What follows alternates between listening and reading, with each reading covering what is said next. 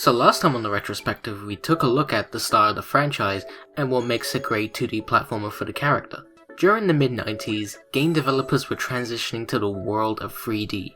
Nintendo started with Super Mario 64 on the Nintendo 64, newcomer Sony with the PlayStation started with Crash Bandicoot, while Sega, well, Sonic didn't really start off super great. Some don't even count it as an official 3D debut. Here's some context. Sega had started creating a console called the Sega Saturn. Before then, Sega did some questionable choices with their marketing and how they sold stuff like the Mega CD and the 32X. The Mega CD and the 32X were attachments to the Mega Drive, meaning that if you wanted to play either the Mega CD or the 32X, you gotta own a Mega Drive. Those attachments didn't sell very well, not even when they released a Sonic game onto the attachments. So when it came to the release of the Sega Saturn, it was set for the release of 1996. But when Sega found out about the PlayStation and it releasing in 1995, Sega acted fast and basically announced during E3 of 1995 that the console has been basically released. Some stores refused to sell it until the actual date it was meant to come out, since it was very last minute. Now, where does Sonic fit into all of this? Well, there was a Sonic game in the works called Sonic Extreme. It was going to be Sonic's first 3D game, but production hell got in the way, and so the game got cancelled. It's known to this day as the most well-known cancelled game of all time. So instead, Sega got the help of Traveler's Tales, well known for their LEGO games and even some Disney tie-in games, to work on some Sonic games. Our first game goes by two names, Sonic 3D Flicky's Island, or Sonic 3D Blast, if you live in America. This was released on both the Mega Drive and the Saturn, so I'll be showing off both versions. There's also a PC version, but it's basically the Saturn version of the game, but the difference being the special stage, which I'll get into later. So this game has a different plot. There's an island full of Flickies, which is the birds of the Sonic games, and they've all been captured by Robotnik, so it's up to Sonic to free all the Flickies and stop Robotnik's plans. Did I say this is a different plot? I meant a copy and paste job of Sonic 1. That's the basic way I can put it out. I can't really say what's different to the plot since it's the same plot but in a different location. That's the reason I didn't talk about the plot in Sonic 2 and CD, because they're the same as Sonic 1 but in a different location and some new characters. There aren't any new characters in this game either, so we haven't got anything plot wise, they just went back to basics. Anyways, onto the gameplay. This time we actually do have something different. Take that plot. Very simple. One major difference is the use of 3D space. Now this game can play like a 3D game, but it uses sprites still, and it gives the feel of 3D. The controls are okay, but it's best to play with a joystick. Arrow keys are alright, but not the definitive way. D-pad is okay, but I wouldn't use a D-pad to control in a 3D space. So what you do in the game is very simple. You play as Sonic and you have to destroy all the badniks in each level, just roll into them or jump on top of them. Once you've got 5 Flickies, you'll jump into this big ring and you'll move on either to the next section or the next level. Very basic, but this is a pretty enjoyable game from start to finish. Item boxes make a return. We get the standard shield, fire shield, the invincibility, the speed shoes, and the extra lives, and of course the 10 rings. But we also get a new shield which allows Sonic to do a thing called the homing attack, which will take down any enemies much better. There's even these spinning Sonic heads above a spring, and I have no idea what they do. I think it's either for continues, or if you get all of them in a stage, you'll get given an extra life, but I have no clue.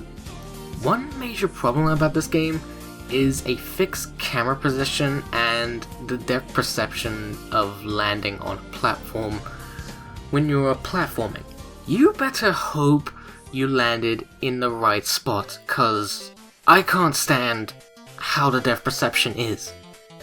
It was annoying when I first played this game, and it's still annoying to this day. Whatever, at least it's better than depth perception in Sonic 2's special stages. Speaking of special stages, in order to get to the special stages in this game, you have to find either Tails and Knuckles in any level and give them 50 rings. In the Mega Drive version, you're on a wooden bridge and you have to collect a certain number of rings, and you'll get the Chaos Emerald. Very easy, these ones.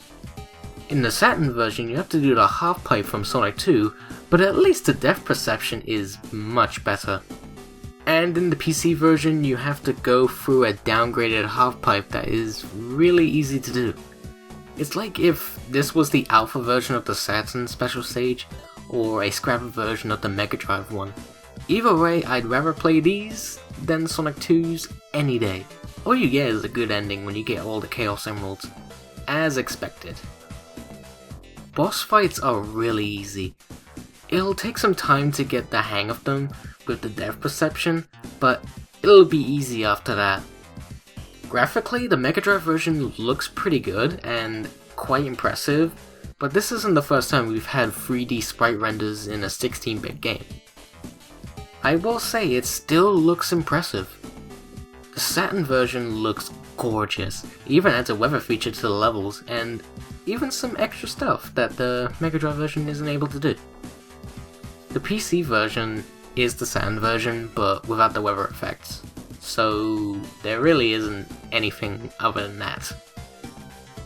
This is also the first game to have a CG opening. The Mega Drive version looks pretty bad visually and how it's animated. The Saturn and PC version is pretty, but it isn't something groundbreaking. The music is great for both versions, but the Saturn soundtrack is by far better. It's even the first to use real instruments, and I absolutely love it. Even the song that plays in the credits. I love that song. So Sonic 3D is a decent game, but not the best way to jump into the world of 3D. But it's a pretty decent game. We wouldn't get a proper way into playing 3D until the next game, Sonic Jam. The second Sonic game on the Sega Saturn, and many say it's the best game on the Saturn. While the main thing of the game is that it's a collection of ports of Sonic 1, 2, 3 and Knuckles, but when anybody talks about Sonic Jam, they always talk about the one bit which is the fun part of the game. There's a section called Sonic World. No involvement of the fan game of the same name. Sonic World is a fully 3D open world game for Sonic where you can explore a little section of Green Hill. Sonic doesn't run very fast in this game, but he does feel right in this kind of playstyle for what kind of game Sonic World is.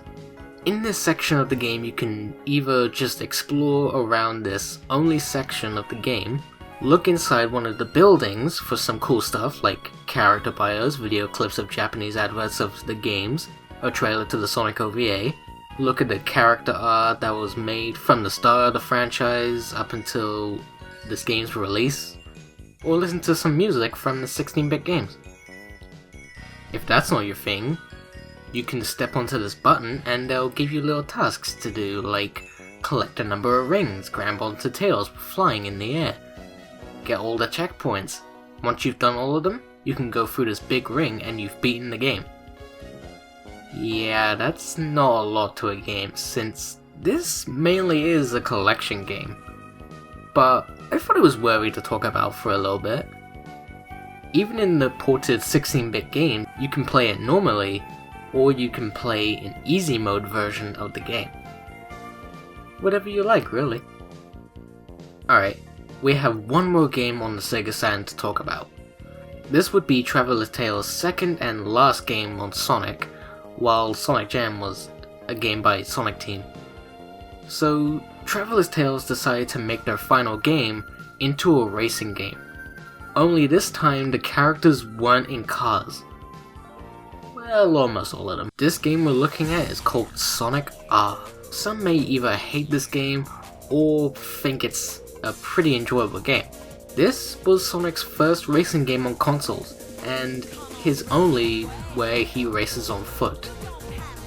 This game has a total of 5 tracks, and they all start with the letter R. When you start up the game, you can only play as 4 characters: Sonic, Tails, Knuckles, and Amy. All of them except Amy run on foot. Sonic can run faster and do a double jump, Tails can fly, Knuckles can glide. You can even make them roll into a spin dash, but I only ever do it at the start of the race, so it feels kinda useless. Amy can only drive in a car, and she's my second worst character to play as in this game. After a while you can unlock Robotnik, who drives his little aircraft thing. And you can even shoot the other racers, which is a nice touch. Other characters you can unlock is Metal Sonic, Metal Knuckles, that one robot from Sonic 3 and Knuckles, and the Tails doll. You can unlock these characters by collecting all 5 Sonic Head coins in each track, and then coming first place in the race against these unlockable characters. You can also get Super Sonic as a playable character, and you get him by collecting all the Chaos Emeralds locked inside these doors, which you can unlock by getting all the number of rings it needs, and then come first place. Sometimes there's more than one Chaos Emerald in each track, especially since there are only 5 tracks in this game. This is a pretty easy game to beat, and you'll probably beat it under an hour.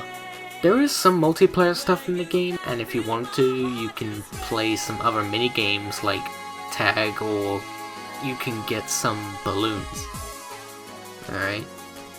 Graphically it looks pretty good for its time, although there are some graphical issues in this game. This was then later patched out when they re-released the game onto PC, which would also be ported to Sonic Gems collection years later. However, a fan put together a version of the PC release so it can work on newly released PCs, and a mod so it can look like the Saturn version. Basically, it's a definitive way of playing Sonic R. I'll leave a link in the description of how you can set this up. So overall, these 3 games aren't terrible and have some good aspects to them, but this isn't really an official jump to 3D as people had hoped. This all changed when we entered the late 90s.